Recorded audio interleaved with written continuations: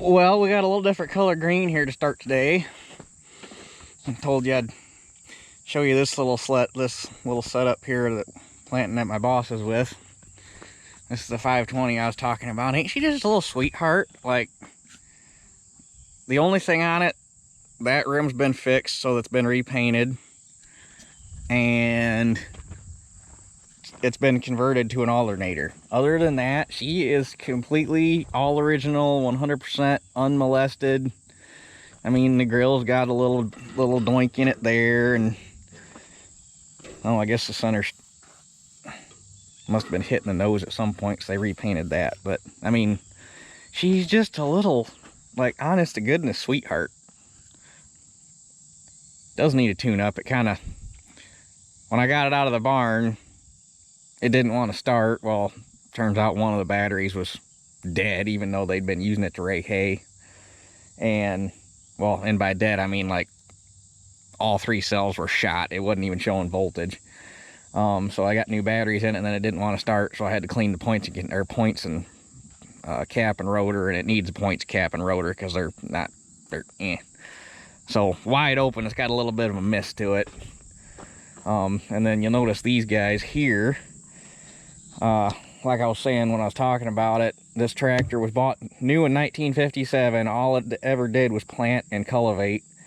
And the guy that had it or the guy that bought it did what was called wheel track planting, which basically you set the wheels on the tractor up to run right in front of the rows units on the planter, kind of backwards to what we think of today, because today we try to get it to where the wheels are not running in the planter track. Well, back then it was a thing to firm up the seed bed, and what these guys are for is to mount spaced duals that would put your dual or your rims for the put the dual rims out 30 inches or whatever to get to your next set of row unit, or to get to your outside rows on the planter.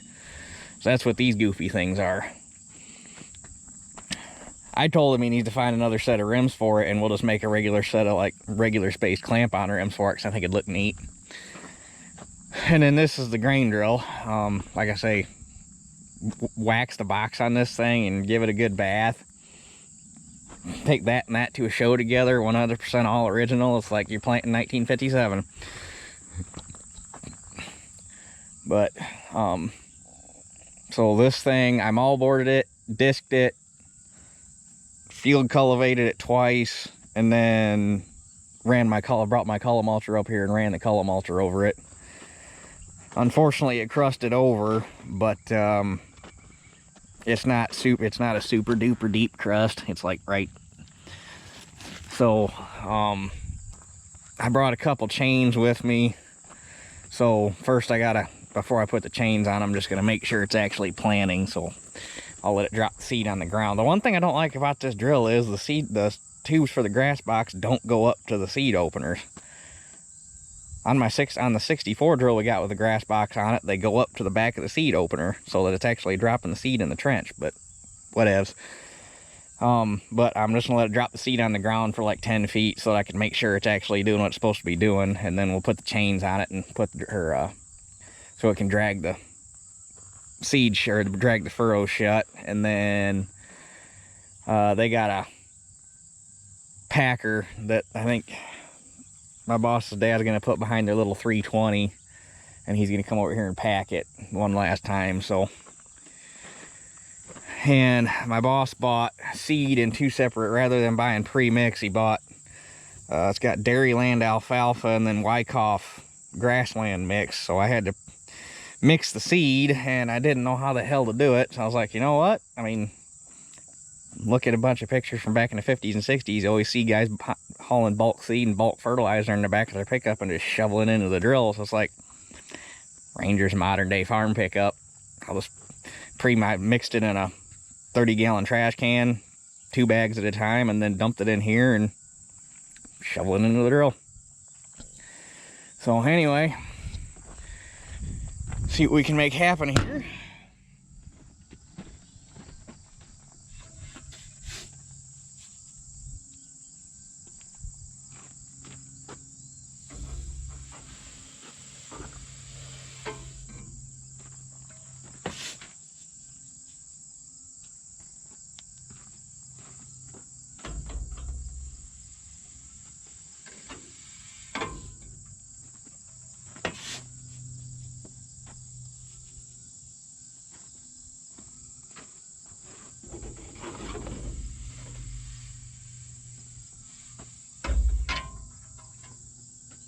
And this stuff, in theory, should be going on at 20 pounds of alfalfa an acre.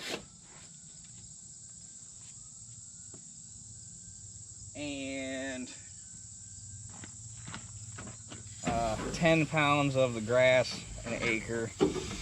And the mix has got 4 different grasses in it. It was orchard grass, timothy, fescue, and ryegrass. Don't ask me specific breeds because I'd have to go back and look.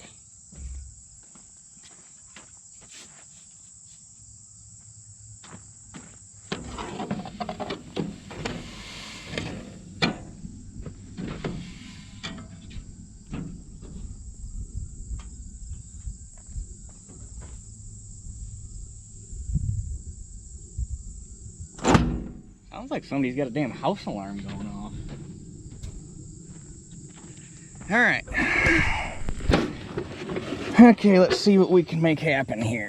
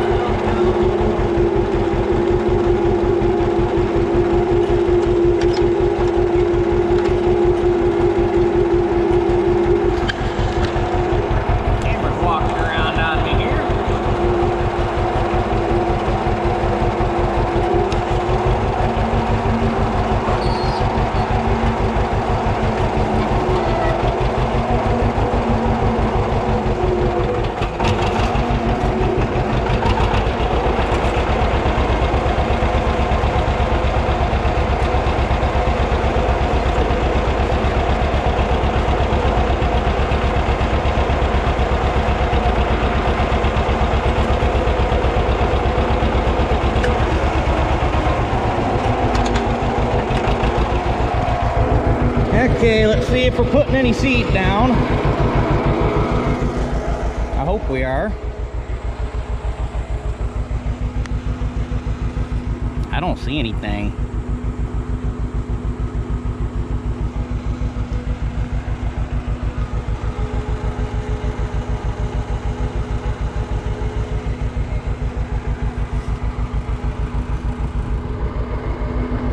It's not filling the seed cups.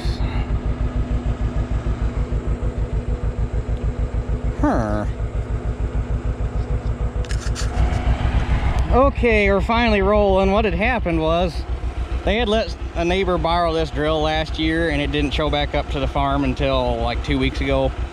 And it got parked outside, still full of seed, and the grass box was all froze up. The main box was all froze up. It took me better part of an hour just on the grass box getting everything freed back up and turning and moving.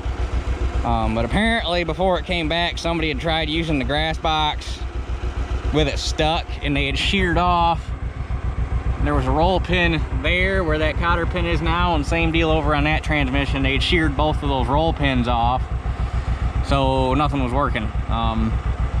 So I got it all taken apart and figured out what was going on, and they didn't have any roll pins, but we had some cotter pins that worked, so it got cotter pins in it for now. But we are actually rolling.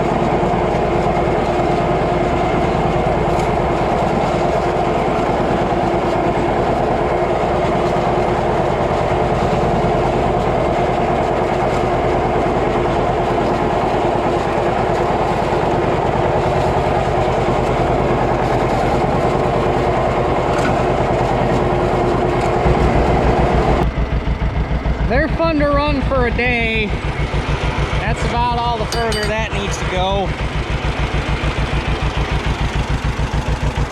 Damn thing died on me one time. It needs a set of points put in it. It died on me coming up a hill back there. Like, what the hell? So I got off, started checked for spark, didn't have any spark, flicked the points open a couple times, a little white chunk fell out of them, and then I had spark again, and it took off and ran the rest of the time. So, but I ended up with a little bit of seed left over. I was supposed to have about 30 pounds. I mixed enough, I should have had about 30 pounds left, and that's probably closer to 50 when you figure in the grass seed and everything. So probably gonna go get the broadcast seeder, put on their 320 real quick, and I'll put the packer behind the 520 so that Tim can run that this afternoon, because it's easier for him to get on and off that tractor than that damn 320 anyway. I don't know how Deere ever sold any of them Dubuque tractors. Those things are such a pain in the ass to get on and off of. Controls suck, ergonomics suck, everything about those Dubuque tractors sucks. But anyway, I'm gonna get that done, and then gotta get the broadcast seeder, put it in my truck so I can take it home and plant my hay. So I guess we'll catch you guys when I'm back home and get ready to work on my field. Okay, we're finally on the way to plant my field. Kelly's up there on the 77. Figure I'd have her drive one, that way I don't gotta make 2 trips. And I forgot on this 4150, there's a spot between about 10 and 13 mile an hour that the lugs get a rhythm going on the road, and it makes every living thing in this cab squeak.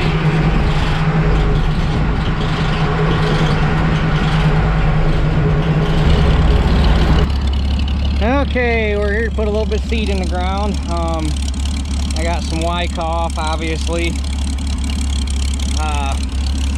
This is, that's right there, that's all it's gonna take to plant an acre. But that is, they call it their horse hay pasture mix. And I took a picture so that I could get this right for you.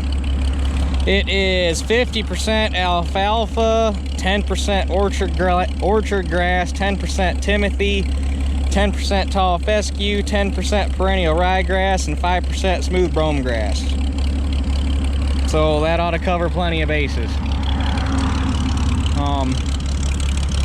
But I need to go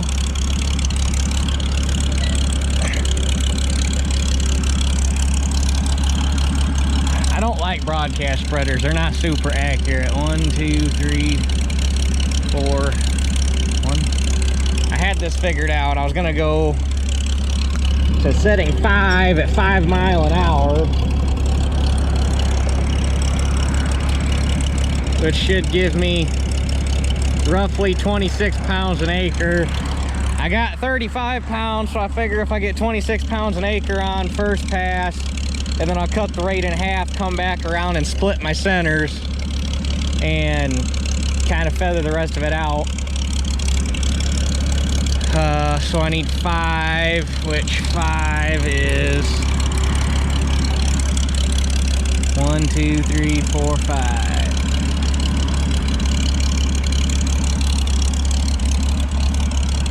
Okay, this is gonna be done so damn fast I'm not even gonna be able to get any good video of it.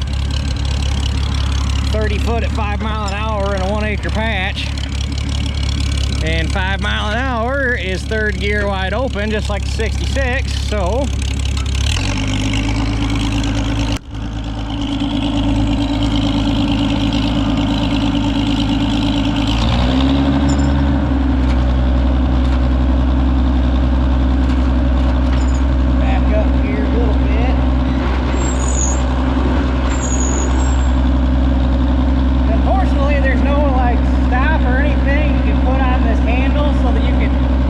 turn it on and off with the handle, so I'm just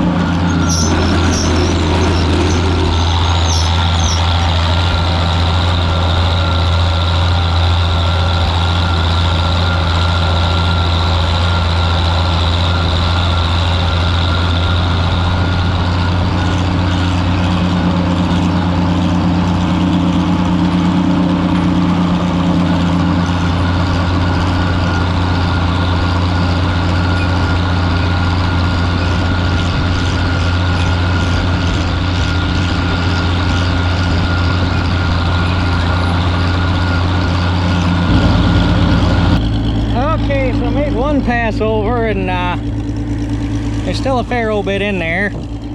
Apparently that grass seed does not flow as good as the chart indicates. I could hear it hitting the beaters, so it was flowing. It just must not have been going as good as what they said. So we'll make another pass and I'll open it up a little more. 1, 2,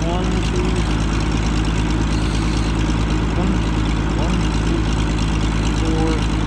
I was right there, so we'll go to right there. Oh. Well, that just dumped a shit ton lickety split. I wonder if there was something hung up in there.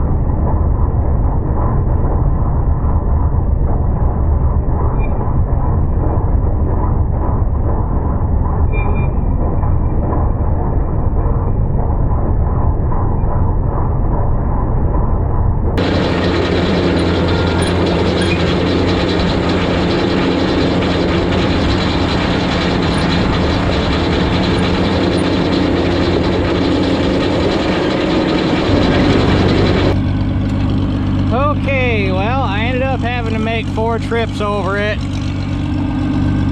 but for an acre and for the little bit of seed I had to work with and not knowing the spreader very well, I'd rather had to make 4 trips to get even coverage than to make 1 trip and end up with a 30-foot pass that I didn't have enough seed for. So but it pretty much came out. I only needed by weight about 28 to 30 pounds to do this. I got 35 pounds, so I overspread just a little bit, and the last little bit that I had in here, I opened up the gate and did a loop-de-loop around through the tower just to make sure everything under there got good coverage. So yeah, now we can go down and grab the silver bullet and get this packed down, and this will be the end of this project. Finally, I'm getting tired of looking at hay fields. Okay, I got the back row tine set 1 notch deeper than the front row. Hopefully they don't bring up too much trash and start plugging. I guess we'll find out.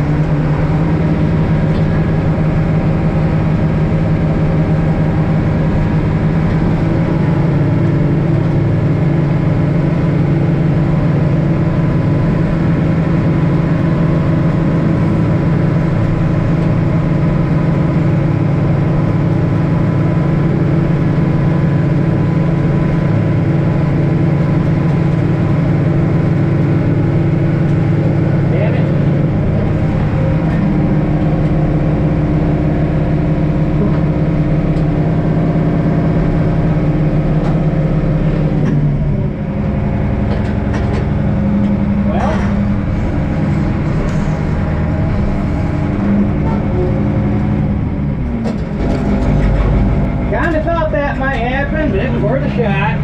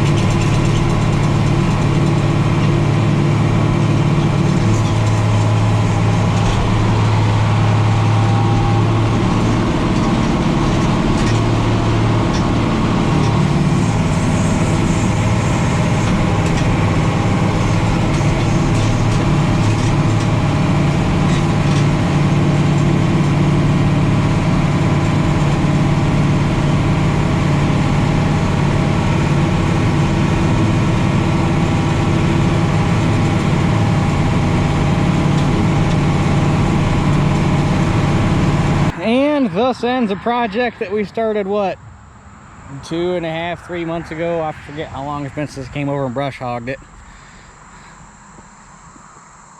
Definitely changed a little bit since the first time we saw it. Definitely changed for the better. So now hopefully we can just, we're supposed to get a, what is that?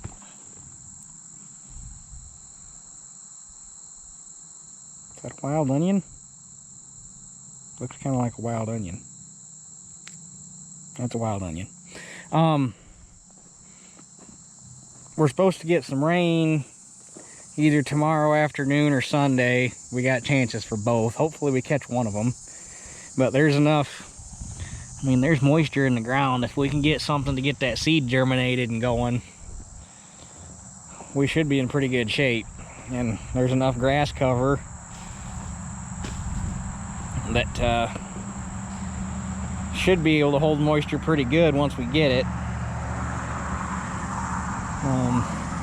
I'll say the project's over. We're not quite done yet. Get a rain on it where we can get some color contrast. We're gonna have to come out here one more time and pick stuff up. I was gonna bring an axe to lob these guys off and forgot.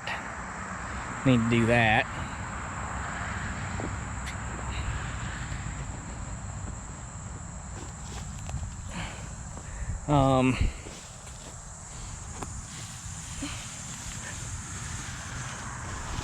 So yeah, hopefully it looks decent. Like I say, I don't like, especially for seed application, I hate broadcast spreaders, but that was, if I'd have had more time, I'd have got our 8-foot drill out, because it's got a grass box on it. But that thing hasn't been in the field since the 50s. Not that I think it would take a hell of a lot to get it going, but it would definitely need a good going over. And to tell you the God's honest truth, I'm not even 100% sure.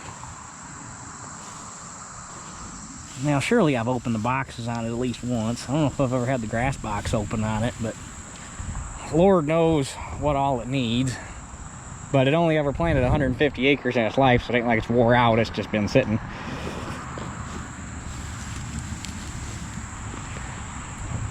I did get new seed tubes for it, because my intention is to get that drill going specifically to be able to plant hay with it. It's good enough. Scatter this stuff out here. So, someday projects.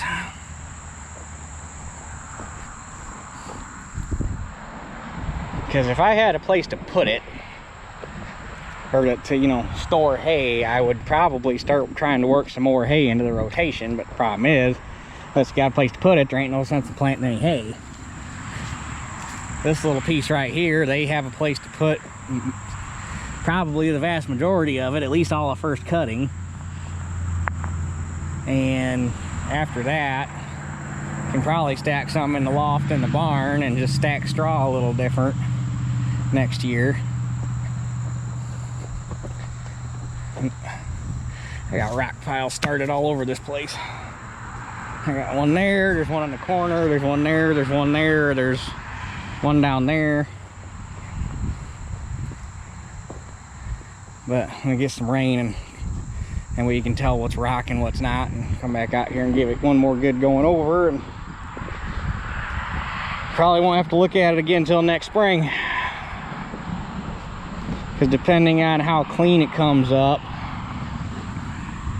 it'll probably, my plan is to just come out here in the spring when everything greens up and breaks dormancy and brush hog it. Because I have watched my neighbor do that a fair number of times. He'll get a stand of hay established in the fall like this, and if it comes up in the spring and it's got weeds in it, or it's got a bunch of old growth that's kind of just punky and not really anything worth baling or trying to feed out, go in, brush hog it, and then, you know, about 4 weeks later, he comes in and takes off. And mind you, this is only on new seeding. It's not something he does, like, you know, on a regular hayfield. It's strictly new seeding. But comes in after he's brush hogged it 3 or 4 weeks later, after it's got all his growth back on it. He'll make the most beautiful first cutting off of a field you've ever seen in your life. So that's kind of my plan for it, because it's going to get enough growth on it yet, as long as it comes up. It's going to have enough growth on it yet before fall, before it goes dormant, that first cutting next year, well, I'm speculating here. We'll just have to see how it turns out. But I suspect I'll have to brush hog it. But it might come up clean. It might look good in the spring. You might just make first cutting off of it like normal. Who knows? So anyhow, got to get equipment moved back and call her a day, because it's been a long one since I got started this morning. So that's it for this one, and we'll catch you guys on the next one.